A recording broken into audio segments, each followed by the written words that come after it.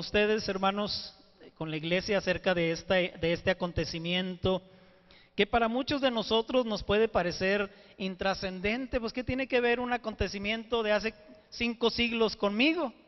¿Verdad? Si yo pues todavía ni nacía, ni mi padre, ni mi abuelo, ni mi bisabuelo. Pero la verdad, hermanos, es que nuestras raíces son lo importante. ¿De dónde venimos como iglesia? ¿Cuál ha sido el trasfondo? ¿Cuál ha sido el caminar de la iglesia? Es importante que lo conozcamos. Dice la palabra de Dios, hermanos, en Romanos capítulo 12, versículos 1 y 2. Dice: así que, hermanos, os ruego por las misericordias de Dios que presentéis vuestros cuerpos en sacrificio vivo, santo, agradable a Dios, que es vuestro culto racional. No os conforméis a este siglo, sino transformaos por medio de la renovación de vuestro entendimiento, para que comprobéis cuál sea la buena voluntad de Dios, agradable y perfecta. Si usted se fija en este versículo, hermano, vemos ahí la importancia. Dios nos habla de la importancia a través del apóstol Pablo de que nuestra vida sea constantemente renovada, constantemente transformada a través de la renovación de nuestro entendimiento, a través de la renovación de nuestra manera de pensar, que traemos una manera de pensar conforme al mundo, pero Dios quiere que esa manera de pensar sea renovada por su palabra, por su voluntad, y de esta manera nuestra vida, toda nuestra vida entera, sea transformada. Así es que vamos a orar, hermanos, y a pedirle al Señor de su sabiduría. Padre, en el nombre de Cristo Jesús, te damos gracias en esta hora, porque tenemos este privilegio de estar aquí, Señor, de disfrutar de la libertad, no solamente de estar aquí presentes como oyentes, sino también tener la libertad, Señor, de participar del culto, Señor, de ser parte, Señor, de este cuerpo de Cristo, Señor, que en muchas partes del mundo, Señor, el día de hoy se reúne para adorarte. Señor, que entendamos que no somos nosotros solamente, sino que somos miles y miles, Señor, que nos unimos, que en un mismo espíritu, en una misma fe, en una misma gracia, en un mismo corazón, Señor, en una misma esperanza de la resurrección, Señor, para adorarte, para agradecerte, para bendecir tu nombre. Permítenos en esta hora, Señor, experimentar la paz en nuestros corazones, que todo aquello que quiera distraernos, todo problema por el que estemos pasando, Señor, y que quiera distraer nuestra atención de tu palabra, Señor, en el nombre de Jesús, sea aquietado y podamos, Señor, prestar atención, toda nuestra atención a tu palabra. Bendícenos a través de ella en esta hora, Padre. Usa mi vida, Padre, para bendición de cada uno de los que aquí estamos. En el nombre de Cristo Jesús te lo pedimos. Amén. Como ya comentaba hace un momento nuestro hermano Aarón, quien dirigió la alabanza en este día, el próximo martes, hermanos, 31 de octubre, se celebra un año más de lo que conocemos como la Reforma Protestante. Un año más que viene a sumar con este año 500 años, hermanos, de que se llevó a cabo esta Reforma Protestante el 31 de octubre de 1517, cuando un monje católico alemán llamado Martín Lutero se atrevió a desafiar a una de las instituciones más poderosas, si no es que la más poderosa de aquella época, como lo era la Iglesia Católica Romana.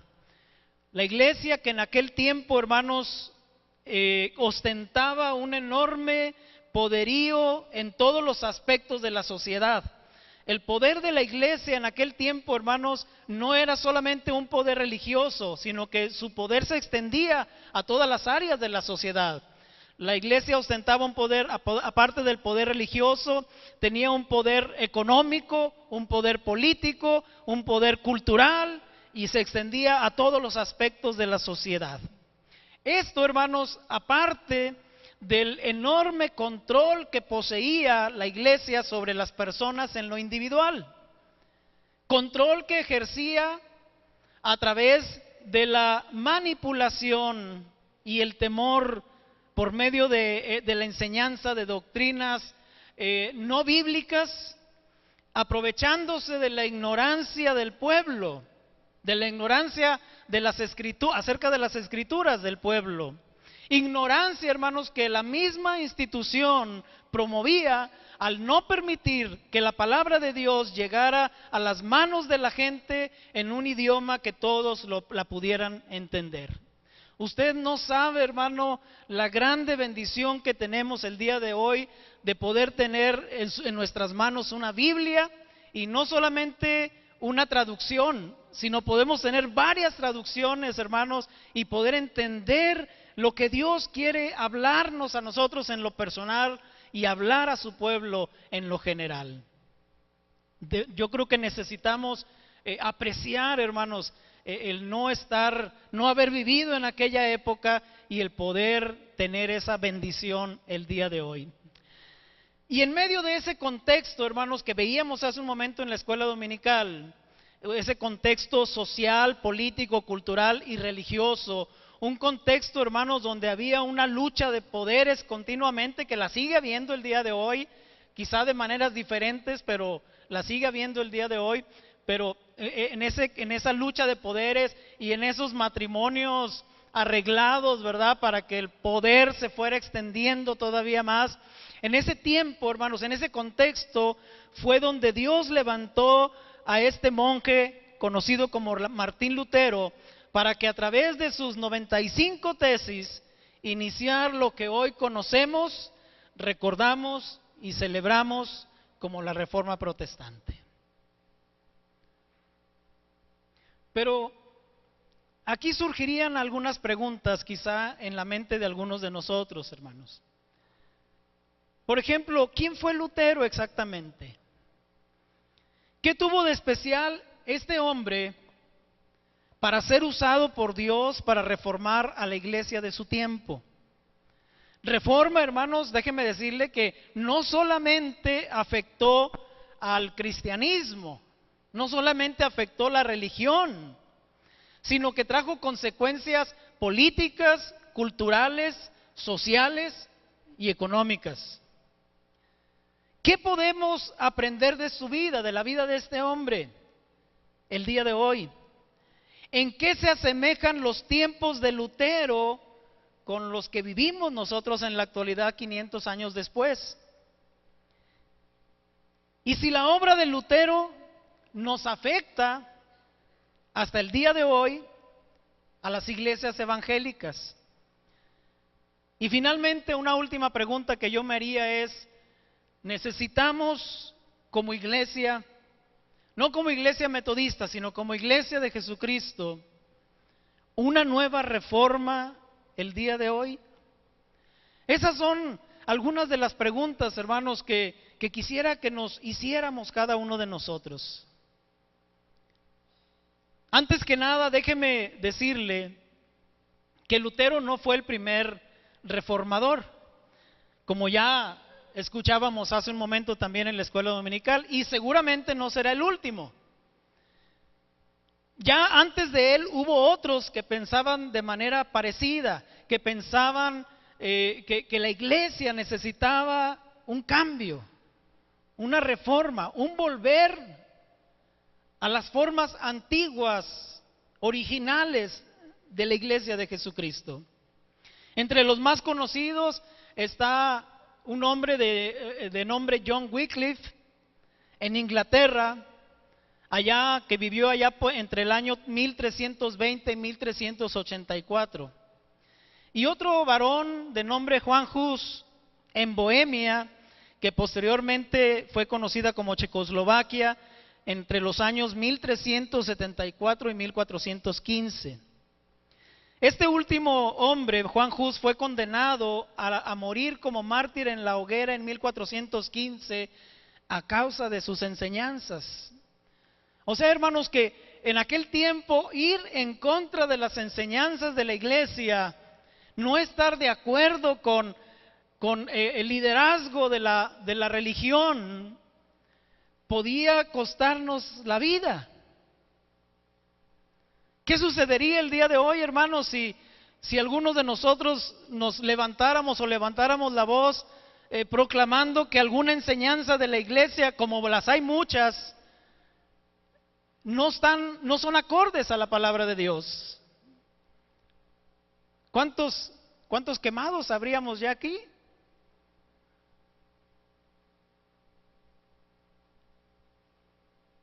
Así es que, hermanos, quisiera, después de haber hecho esta introducción, compartirles 5 cosas respecto a Lutero y la Reforma.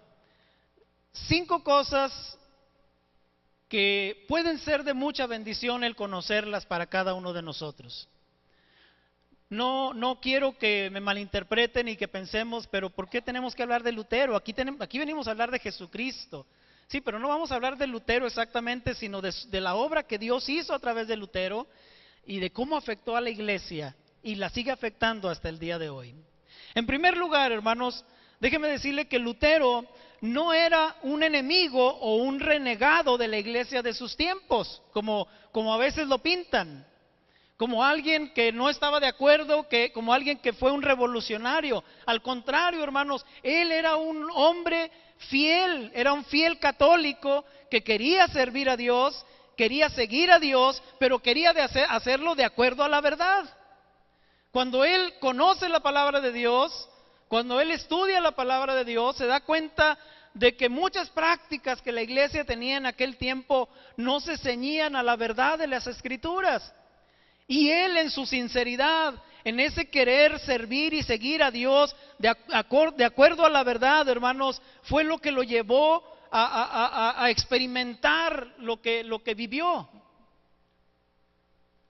Porque cuando Dios encuentra, hermanos, un corazón dispuesto a encontrarse con la verdad, Dios lo guía por medio de su Espíritu Santo, como dice la Escritura, a toda la verdad. Porque esa es la labor del Espíritu, guiarnos a toda la verdad. De modo, hermanos, que no fue casualidad que Lutero, después de haber estudiado la profesión de abogado o de derecho, ingresara a la vida monástica. Porque fue ahí en la vida monástica, en el monasterio, como monje, donde por primera ocasión en su vida tuvo contacto con una Biblia. De esta manera Dios, hermanos, le encaminó al estudio de las Escrituras. Yo me pregunto, hermano, y le pregunto a la congregación, el día de hoy, hermanos, ¿encontrará Dios aquí en este lugar corazones apasionados por su verdad? ¿Es su corazón un corazón apasionado realmente por la verdad de Dios? La segunda cosa, hermanos, que podemos aprender de él es que uno de los versículos clave, si no es que el más importante para la vida y la obra de Lutero, fue Romanos 1:17, que dice de esta manera: porque en el Evangelio la justicia de Dios se revela por fe y para fe. Como está escrito, mas el justo por la fe vivirá. Este simple versículo, hermanos, estas simples palabras, que el día de hoy nosotros las conocemos, las creemos, y yo espero que las vivamos. Este simple versículo, hermanos, cambió la manera de pensar de Martín Lutero respecto a la salvación, al arrepentimiento, al perdón de Dios, a la santidad y a la vida eterna. Cambió por completo, hermanos, su manera de ver las cosas, su manera de ver la religión, su manera de ver la salvación. En una palabra, hermanos, cambió la vida entera de Lutero, así como el propósito de su existencia, ya que no solamente descubrió la verdad de Dios en su palabra, sino que procuró vivirla en fe y en obediencia. experimentando en carne propia el hecho bíblico también de que el Evangelio es poder de Dios para salvación. ¿A quién? A todo aquel que cree. En Juan capítulo 8, versículo 32, dice Jesús: y conoceréis la verdad, y la verdad os hará libres. Y podemos ver, hermanos, en la vida de Lutero plasmado este versículo como una realidad. Cómo la verdad de Dios transformó su vida, transformó su percepción, transformó su cosmovisión de todas las cosas. Porque la palabra de Dios, hermanos, tiene el poder para transformar la vida de cualquier individuo, de cualquier mortal. Pero no la va a transformar de una manera automática, sino a través de la fe y la obediencia a la misma. Por eso dice la Escritura: para salvación a todo aquel que cree.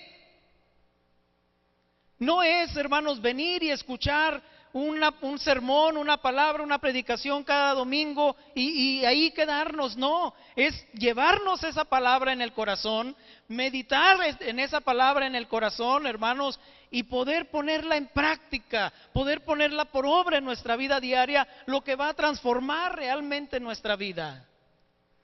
Por eso el versículo que leímos al principio: no os conforméis, Romanos 12:2, no os conforméis a este siglo, sino transformaos por medio de la renovación de vuestro entendimiento. Entendimiento, hermanos, que va a ser renovado a través de la Escritura, para que comprobemos que esta palabra de Dios, esta voluntad de Dios es buena, es agradable y es perfecta. En tercer lugar, hermanos, déjeme decirle, en honor a la verdad, porque la palabra siempre habla la verdad de sus personajes que aparecen ahí, no los pinta como los grandes santos de Dios, ¿verdad? Impecables, como un ejemplo a seguir en todos los aspectos de su vida. No, usted sabe que no. La Biblia habla de los hombres de Dios tal y como fueron, como usted y como yo. Elías, dice la palabra, fue un hombre sujeto a pasiones como las suyas y las mías. Así es que en honor a la verdad, déjeme decirle en tercer lugar, hermanos, que Lutero no fue un hombre perfecto. Como cualquier mortal, tenía defectos en su carácter, por ejemplo. Su temperamento, según sus biógrafos, era bastante impulsivo. En sus escritos usó en ocasiones un lenguaje casi a veces hasta grosero, insultando a sus adversarios. Y también es sabido que odiaba a los judíos por su incredulidad en el Nuevo Testamento. Sin embargo, hermanos, no podemos negar que Dios es soberano en la elección de sus siervos. Él elige a quien Él quiere. Y regularmente, como dice la palabra en Corintios, lo necio del mundo, lo vil, lo débil y lo menospreciado escogió Dios para deshacer a lo fuerte, a lo sabio, y escogió lo que no es para deshacer lo que es.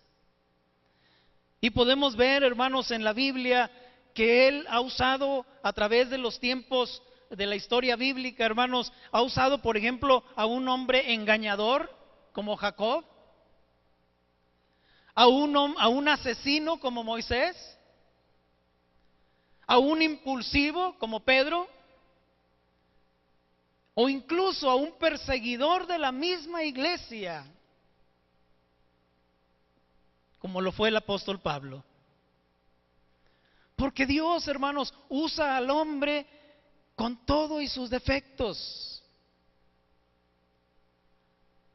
para que la excelencia del poder sea de Dios y no de nosotros. Para que ninguno de nosotros se jacte ante su presencia. Nosotros solamente somos vasos de barro, hermanos, donde Él ha colocado su tesoro. Además de esto, hermanos, Dios sabe exactamente cuál temperamento es necesario para cada una de las tareas que Él reparte a sus hijos. Y lo que en algunas circunstancias se puede considerar como una debilidad, puede convertirse en el punto fuerte en otras. Definitivamente en el caso de Lutero, hermanos, la reforma no hubiera sido posible sin la impulsividad y la obstinación que caracterizaba a Lutero. Lutero, hermano, no crea usted que era un hombre, no era un hombre valiente, era un hombre temeroso. La diferencia es que cuando él llegó a conocer la verdad de Dios, seguía siendo temeroso, pero podía más su temor de Dios que su temor de los hombres. Del mismo modo, hermanos, Dios te puede usar a ti. Imperfecto. ¿Usted cree que yo estoy aquí como pastor o la pastora Celia estamos aquí porque somos mejor que ustedes? No. No somos mejores. Somos iguales. Tenemos debilidades, tenemos defectos, tenemos imperfecciones. Vamos juntos en el mismo camino, hermanos, caminando hacia la perfección. Dios puede usar su vida, hermano, así con su carácter. Quizá usted es de un carácter muy impulsivo. Así lo puede usar Dios. Si usted pone ese carácter en las manos de Dios para que Dios lo encamine. O quizá usted es de un carácter muy apacible, como lo fue el apóstol Juan, por ejemplo. Que por cierto, Juan no era apacible.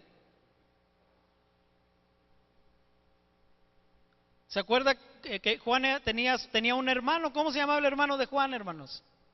Jacobo. ¿Y cómo se les conocía a esos hermanitos? Como los hijos del trueno. Así es que nada de apacibles tenían originalmente. Pero Juan, hermanos, el Espíritu lo transformó de tal manera que llegó a ser conocido como el apóstol del amor. Y usted puede leer sus cartas. Usted puede levantar las cartas de Juan así y destilan miel de tanto amor con el que escribía. Amados hermanos, hermanitos, os escribo a vosotros otra vez del amor. Su énfasis siempre fue el amor, hermanos. Así es que no importa si usted es o muy impulsivo o todo lo contrario, así como es usted, Dios lo puede usar y lo quiere usar. Si usted le entrega completamente en las manos de Dios su vida y se deja moldear por Él. Él sabrá si cambia su carácter o sabrá si moldea y dirige su carácter. Pedro no dejó de ser impulsivo. Pedro siguió, el mismo Pedro que le dijo al Señor, Señor, yo iré a la cárcel contigo. Si tú vas a la cárcel, yo voy contigo. Y que días después lo negó. Ese mismo Pedro siguió teniendo su carácter impulsivo tiempo después. ¿Quién fue el primero que se levantó a predicar el día de Pentecostés, hermanos? Pedro. Porque su impulsividad no lo dejaba.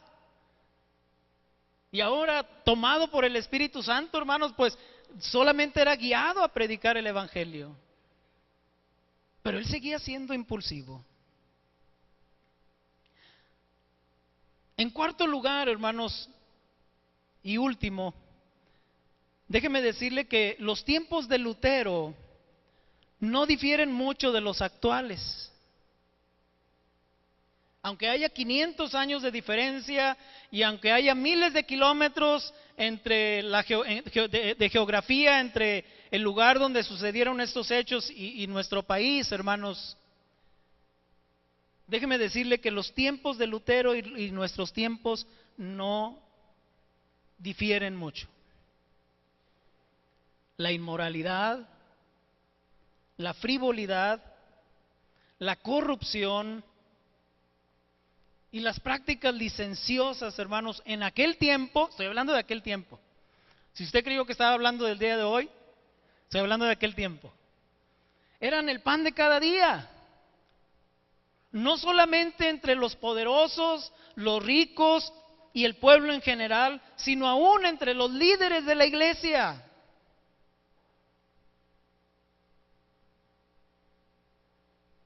Sin embargo, hermanos, lo que detonó el inicio de la reforma fue la venta de indulgencias.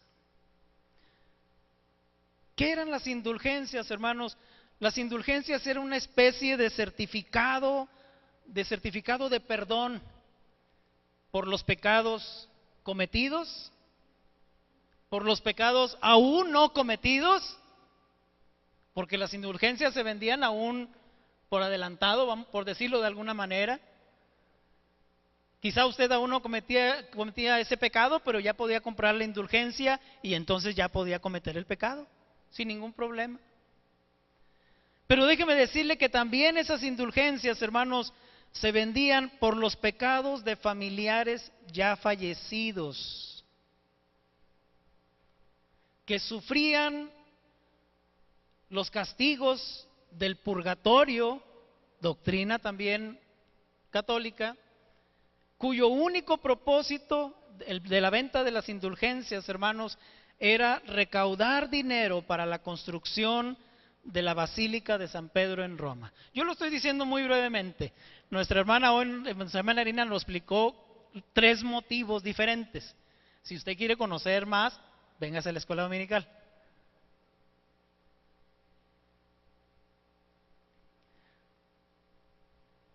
Ese era el único propósito, hermanos, recaudar fondos para construir, porque a un papa se le ocurrió que si San Pedro era el primer papa, pues él debería tener la iglesia más grande de todas,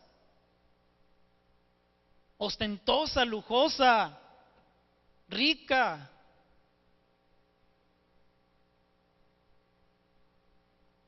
Y por eso se promovieron la venta de las indulgencias, para poder construir esa basílica.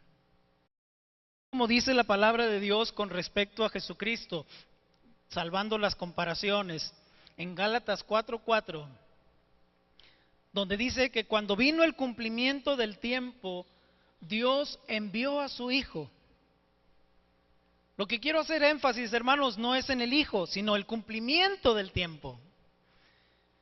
Lo que quiero enfatizar, hermanos, es que los tiempos de Dios son perfectos en nuestras vidas y en la historia de la iglesia.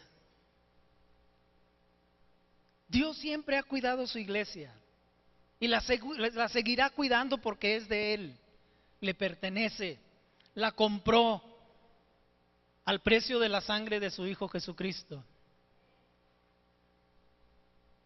Y cuando vino, de la misma manera que cuando vino el cumplimiento del tiempo, hermanos, para enviar a su Hijo, de la misma forma Dios también preparó las circunstancias en el tiempo de Lutero o en el tiempo de la Reforma para que este movimiento tuviera el éxito que finalmente tuvo. Yo puedo ver tres circunstancias que se conjuntaron para que la Reforma tuviera su éxito. En primer lugar, los precursores de la Reforma, de los que ya mencioné 2 de ellos, John Wycliffe y Juan Hus, que de alguna manera, hermanos, podemos decir, empezaron a hacer esa voz que clamaba en el desierto. En segundo lugar, hermanos, quizá como fruto también de esos precursores de la Reforma, que estaban intranquilos con las enseñanzas de la iglesia de aquel tiempo, Dios empezó a despertar en el pueblo un hambre espiritual, un hambre de Dios, un hambre por la verdad.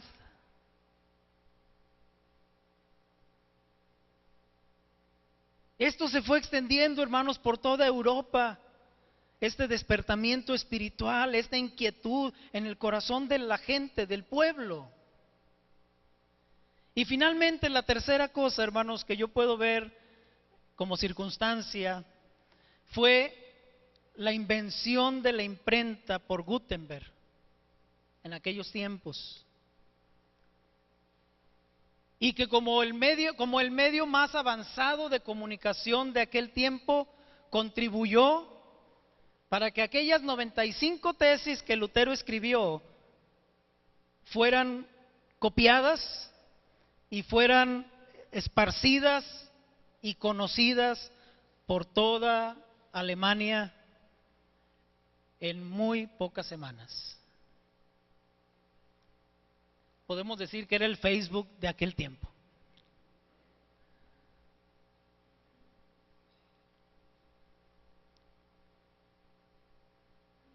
Y quisiera terminar, hermanos, con esta reflexión, con estas palabras. La Reforma del siglo XVI, aún en medio de sus errores, que los tuvo, logró muchos cambios en la iglesia. Sin embargo, hermanos, la iglesia como institución y como individuos aún no es perfecta. Y como el mismo Lutero lo mencionó en uno de sus muchos dichos, la iglesia debe estar siempre reformándose. Así que, hermanos, necesitamos recordar que la reforma no fue un hecho aislado, ni tampoco fue simplemente un hecho del pasado, sino que la reforma, como institución, como iglesia y como personas, como individuos, debe ser algo que debe seguir aconteciendo en nuestras vidas. Necesitamos seguir siendo reformados por Dios, por la buena voluntad de Dios, agradable y perfecta. Hasta que, como escribió también el apóstol Pablo en otra de sus cartas, hasta que todos lleguemos a la unidad de la fe y del conocimiento del Hijo de Dios, a un varón perfecto, a la medida de la estatura de la plenitud de Cristo. Así es que, hermano, yo quisiera invitarle en esta hora a que oremos. Oremos como iglesia, pero también oremos como individuos. Si usted cree que su vida necesita seguir siendo transformada por el poder del Espíritu Santo y el poder de la palabra,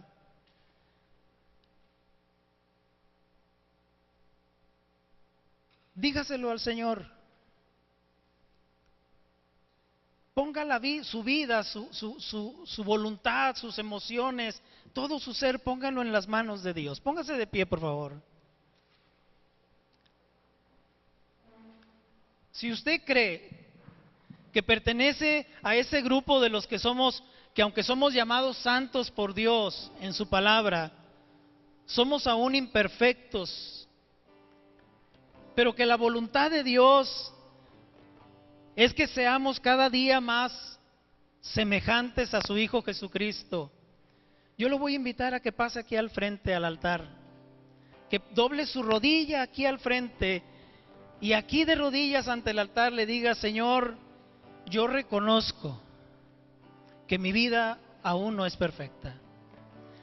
Reconozco que quizá esté muy lejos de la perfección. Reconozco que aún tengo muchos errores en mi vida. Pero también reconozco que en ti habita todo el poder para transformarme a la imagen y a la semejanza de tu Hijo Jesucristo. Si usted quiere venir aquí al frente o quiere hacerlo ahí en su lugar, tenga esa libertad de hacerlo. Pero tome una decisión el día de hoy.